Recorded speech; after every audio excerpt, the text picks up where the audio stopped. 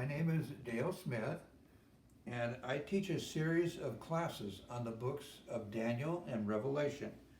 And I use charts similar to this one to teach my classes with.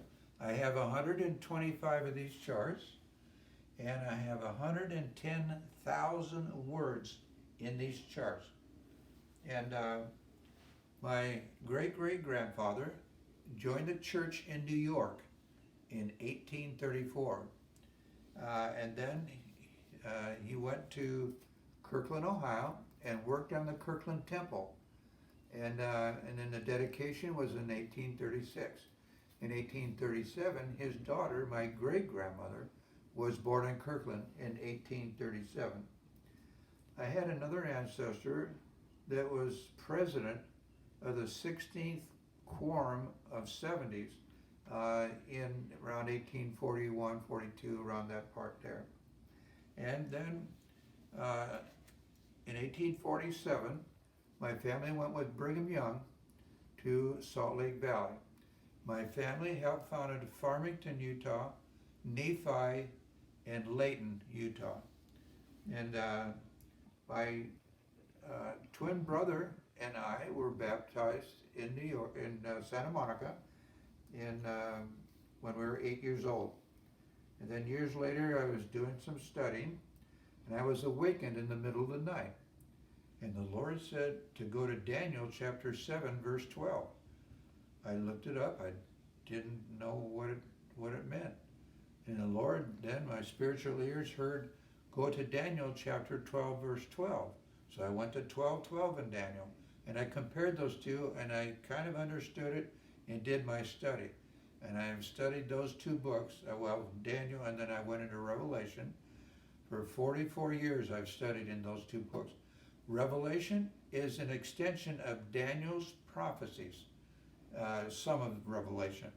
And it's kind of, Revelation is more detailed. In Daniel's studies, he gives more details and stuff and ties in the dates and times. And that's what my studies have been, the dates and times in Daniel and Revelation relating to the past, present, and the future. I know what's coming up in the future. I use scripture to back up everything that I teach. And so I wrote a book a few years ago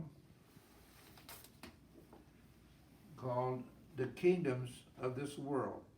And it's a verse-to-verse study on the books and the prophecies of Daniel and Revelation.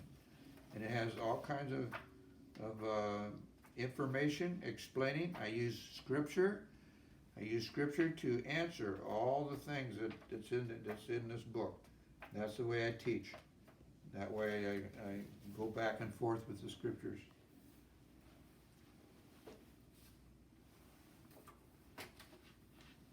This is my Bible. Right here, this dark line, as you can see right here, is the book of Daniel. That's where I got started there years ago, 44 years ago. And so I started marking my Bible, my Daniel. As you can see, it looks like a coloring book. That's what my children call it. They call it Dad's coloring book. And so here's all that. And then, when I started going to Revelation, I found out that some of the prophecies in Daniel were in Revelation. So then I started studying. So I've studied both of those books, both Daniel and Revelation. That's been my studies for 44 years. And related scripture, not just that, but related scripture. And I talk about the time of the end and the end of time. The time of the end concerns the 7 years of tribulation that's coming up in the very near future. And then I go to the end of time, which is after the little season. I talk all about that and everything. I do want to share this one chart here for you. This is our first one.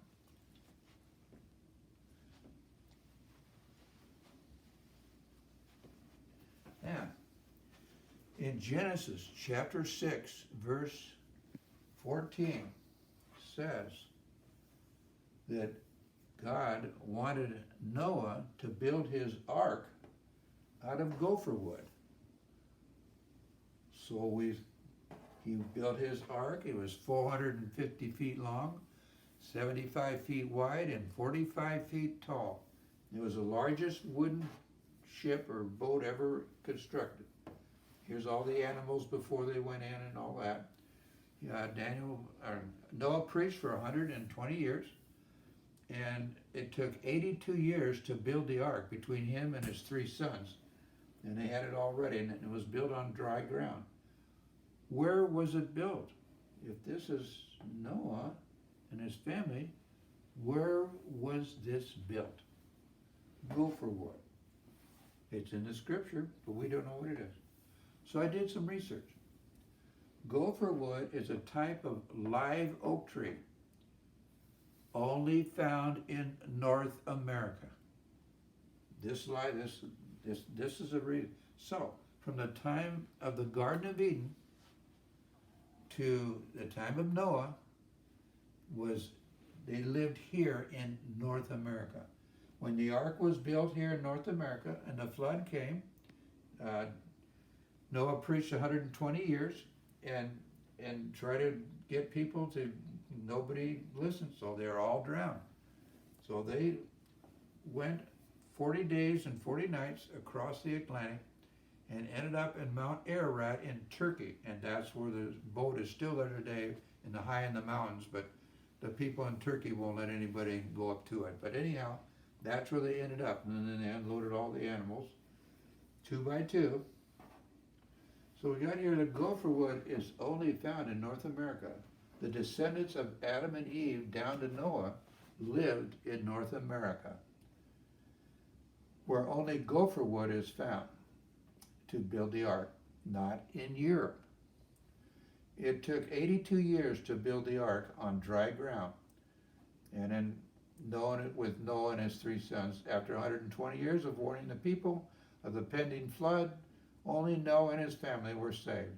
All the animals were saved, and they were loaded 2 by 2.